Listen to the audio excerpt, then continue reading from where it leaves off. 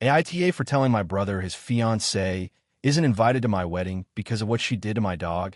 I, 29F, am getting married in March to my fiancé, Liam, 32M.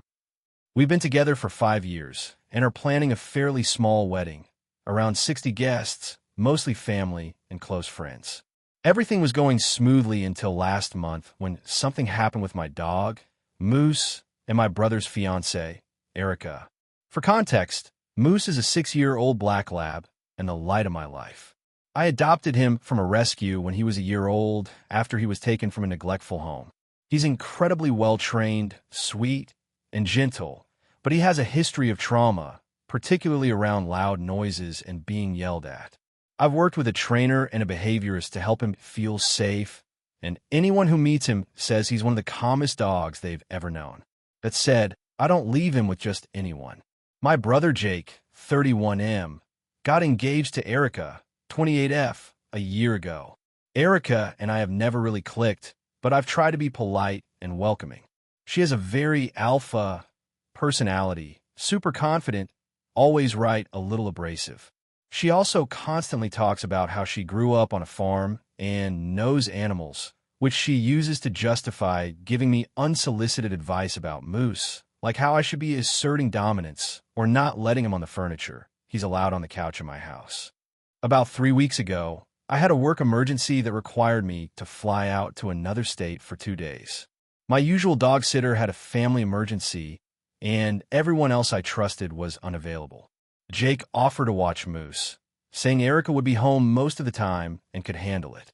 I was hesitant but desperate, so I agreed after giving them a very detailed list of instructions: his food, walks, where he sleeps, how he reacts to yelling, etc. I also left his vet's number and my emergency contacts. I flew back on a Friday evening and went to pick Moose up from their place. When I arrived, Moose didn't greet me at the door like usual. He came out of the bedroom, tail tucked, looking skittish. He wouldn't make eye contact and flinched when I reached to pet him. I knew instantly something was wrong. Jake tried to brush it off, saying Moose was just tired from playing. But when I got him home, I noticed his behavior was totally off. He wouldn't eat dinner, refused to go near his toy box, and kept trying to hide under my bed. That night, he peed inside the house, something he hasn't done in years. The next morning, I found what looked like a welt on his side, like someone had swatted or smacked him. I called my vet and behaviorist, and they both said it sounded like Moose had been traumatized. I asked Jake if anything had happened, and he kept saying no. Finally, after I pushed, he admitted that Erica had disciplined him after he jumped on the couch, and again after he barked at the mailman.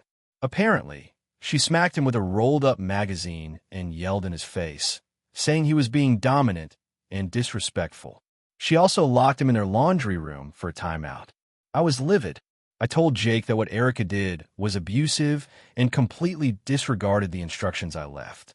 He said I was overreacting and that Erica was just trying to help, and that people on farms don't baby animals. I told him that Moose isn't a farm animal and that she had no right to lay a finger on him. I didn't speak to either of them for a week. Then last weekend, we were finalizing the guest list for the wedding. Jake texted me asking what Erica should wear, and I told him, very calmly, that Erica isn't invited. He thought I was joking. When I told him I was serious, all hell broke loose. He called me selfish, dramatic, and accused me of trying to sabotage his relationship. He said Erica was deeply hurt and felt like I was punishing her for disciplining a dog. My mom called to say she understood why I was upset, but that excluding Erica from the wedding would cause unnecessary drama and that I should just be the bigger person. But here's the thing. Moose is family to me. What Erica did might not seem like a big deal to people who don't understand trauma in animals, but it took me years to earn Moose's trust. I won't pretend like what she did was okay just to keep the peace. Liam supports my decision, but a few friends have said it's harsh to ban someone from a wedding over a dog, even if what she did was wrong. Now Jake is saying if Erica isn't invited, he won't come either, and I need to decide if it's worth potentially losing my brother over this. So, AITA for not inviting her. If you enjoyed the video, don't forget to leave a like and subscribe to the channel. It helps the content grow and motivates me to create even more great videos. Turn on notifications so you don't miss any new uploads. By the way, I'm curious, when do you usually watch my videos? While working, studying, or just relaxing at home? Let me know in the comments. I'd love to hear from you. Thank you for your support. AITA for telling my sister she can't move into my guest house after she forgot to invite my wife to her wedding. My sister Julia, 32F, and I, 35M, used to be really close. We grew up in a pretty toxic household and leaned on each other a lot. She was always more social and outgoing than I was, and I was the nerdy older brother who looked out for her when our parents were being awful. After I moved out for college, I still supported her as much as I could, sent her money, helped her get her first car, and let her crash with me during her first year of grad school. Fast forward to now. I've been married to my wife, Lena, 34F, for 6 years, together for 9. Lena is honestly my rock. She's kind, smart, grounded, and helped me unpack a lot of emotional trauma from my upbringing. She's also super respectful of my relationship with Julia, even when she didn't always get along with her. The tension started when Lena and I got engaged.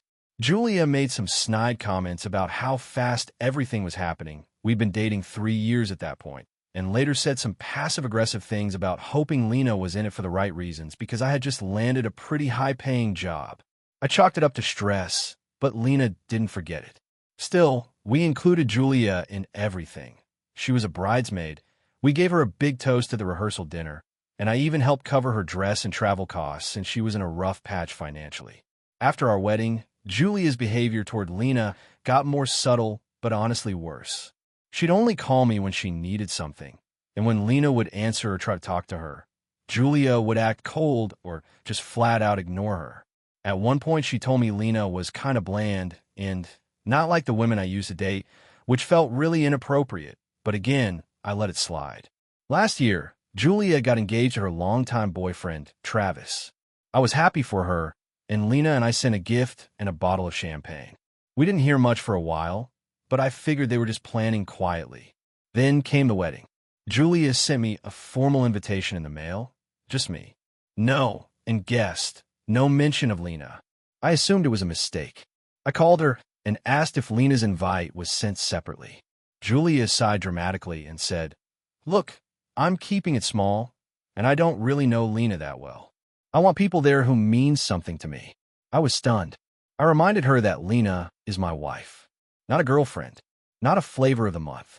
She literally hosted Julia in her home multiple times. Julia responded, "I mean, you can still come, obviously. You're my brother." I told her I wasn't comfortable going without Lena.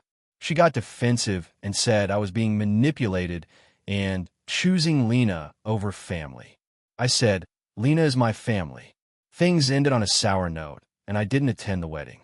It caused a huge blow-up in the family. My parents, who never really liked Lena because she didn't kiss up to them, sided with Julia. A few cousins reached out and said they understood why I didn't go, but otherwise I got the silent treatment for months. Julia and I didn't talk again until about 2 months ago, when she called me out of the blue asking if we could meet up. I agreed. We got lunch, and she apologized for how she handled the wedding.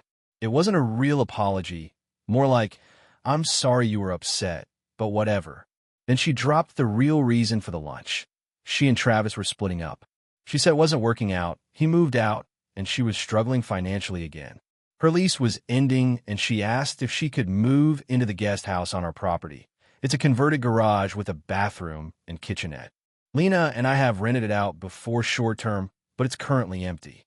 I told Julia I talked to Lena about it, but honestly, I already knew how Lena would feel. When I brought up that night, Lena just laughed and said, "You're kidding, right?" I told her I wasn't, and she said, "So after all that, after she excluded me from your family's most important day, you're considering letting her live 30 feet from our house?" She had a point. Lena said she wouldn't feel comfortable with Julia that close, and honestly, I wouldn't either. I called Julia the next day and told her we wouldn't be able to offer her the guest house, that it just didn't feel appropriate given everything that had happened. She lost it, said I was punishing her for a wedding decision, that I was being vindictive, and that family should help each other no matter what. I said family doesn't exclude spouses out of spite. She said Lena has turned me against everyone and that I was choosing some woman over my sister. I told her flat out that if she couldn't even acknowledge Lena as part of the family, then I had no obligation to accommodate her. That's when she went full nuclear, saying I'm not the brother she remembers and that money has changed me. Now my phone is blowing up again. My mom says I'm being cruel and kicking Julia while she's down. A few extended family members have messaged to say they don't get why I'm being so harsh over one mistake. My dad hasn't said anything directly, but posted some vague Facebook status about family turning their backs on each other over pride. Lena is standing by me, but she's clearly upset that this is even a question. Part of me wonders if I should have just let it go and let Julia stay for a few months to keep the peace. But the other part of me is still furious that Julia disrespected my wife so blatantly and is now expecting us to play family again like nothing happened. AITA for ruining my sister's gender reveal party because I told her the truth about how I found out the gender. So my 28F sister Lindsay, 32F, is pregnant with her second child. She has one daughter already with her husband. Let's call him Rob. And they've been trying for a second baby for years. Everyone was super excited when they announced the pregnancy. Our family is very close, so we've all been involved since the start. Lindsay had a miscarriage before this pregnancy, so this one has been especially emotional. Now Lindsay is big on events. Baby showers, birthdays, holidays, you name it. She plans it like it's a royal wedding. I'm a little more low-key. I love my sister, but she can go overboard sometimes and gets controlling. Like if something isn't Instagram perfect, she loses it. Anyway, a couple of weeks ago, she invited all close friends and family to her big gender reveal party. I wasn't excited about the party itself, not really my thing, but I was excited to find out the gender and support her. Here's where things get messy. Lindsay insisted no one could know the gender before the reveal, not even her. She made a huge deal about it, handed the envelope to her best friend Laura, and gave a 20-minute speech about how sacred and special the moment would be. Everyone clapped. Cool. Whatever. So fast forward to the morning of the party. I'm helping set up at her house with my mom, Rob, and a couple of friends. Lindsay's in the bedroom getting her makeup done, and Laura is running around looking stressed. At one point, Laura asked me to grab a charger from her bag. I go into the guest room, find the charger, and I notice the edge of a folder sticking out from the side pocket of Laura's bag. I glance at it, not even snooping, and the paper inside has a bold header that says ultrasound results. I know I shouldn't have, but my eyes just locked onto the word male in the middle of the page. I froze for a second. I didn't mean to read it. It was right there. But now I knew. They were having a boy. I didn't tell anyone. I figured I'd just play dumb and let the party happen. Then my sister comes out a couple hours later, glowing and surrounded by photographers, and the actual reveal moment happens. Laura sets off a cannon of blue smoke and confetti, and everyone screams and cheers. Lindsay immediately starts crying hysterically and drops to her knees. I thought it was happiness at first, but then she gets up, runs inside, and locks herself in her bedroom. Everyone is just standing there confused. Rob follows her inside, and about 10 minutes later he comes back out, looking angry and embarrassed, and says, "The party's over, everyone please leave." It was awkward. Later that night, I get a text from my sister saying, "Did you know?" I replied, "I accidentally saw the paper in Laura's bag earlier, but didn't say anything. I'm sorry." She calls me immediately and starts screaming, telling me I ruined everything. That I should have told her so she could mentally prepare. That I took away the surprise. That I carried the secret and let her be humiliated in front of 40 people. I was honestly stunned. I tried explaining that I didn't plan to see anything, and I kept it to myself out of respect for her wishes. But she wasn't hearing it. She said the reason she was crying was because she felt totally blindsided and exposed, like everyone else knew and she didn't. She said she had been secretly hoping for another girl, and that if she had known sooner, she could have processed it more privately. The next day, she posted some vague quote on Instagram about not being able to trust your own blood, and unfollowed me. She's not responding to texts.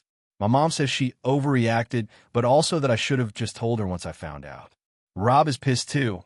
He told me, Thanks for turning a joyful day into a therapy session. I genuinely didn't know what the right move was. Telling her would have gone against what she asked, but keeping quiet made her feel ambushed. I feel like I'm being scapegoated because she had an emotional reaction and needed someone to blame. Now our entire family is split. Half think I did the right thing by keeping quiet. The other half thinks I betrayed her by knowing and not giving her a heads up. Was I the asshole for not telling my sister the gender after I accidentally found out?